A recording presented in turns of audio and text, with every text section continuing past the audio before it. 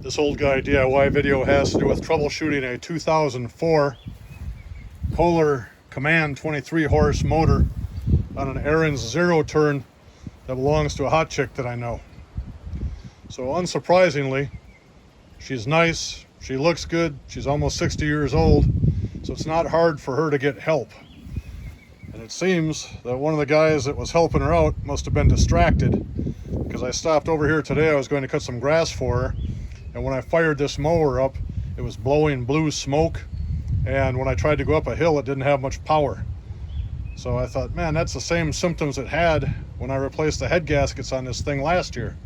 It doesn't make sense that the head gaskets would need replacement again. So I shut the mower off. First thing I did was check the oil, and I found that the oil was overfilled. So I thought, well, that makes sense. If we have too much oil, then it's going to blow past the breather valve. It's going to get dumped into the carburetor, and we're probably just burning oil rather than gas, so that could help with the blue smoke. So I ran all the oil out of it. I put new oil in, fired it up, and I still had the same issue with blue smoke and no power. So my next stop was the spark plugs. After 40 years of working on small engines, whenever I have a problem now, my first stop is the spark plugs. At $4 each, there's not a lot you can fix that's more cost effective.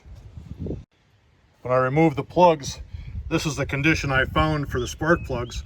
And the one that was on the side with the breather over here is the one that's all covered with crap, and there's probably no way it could fire a spark even if it wanted to.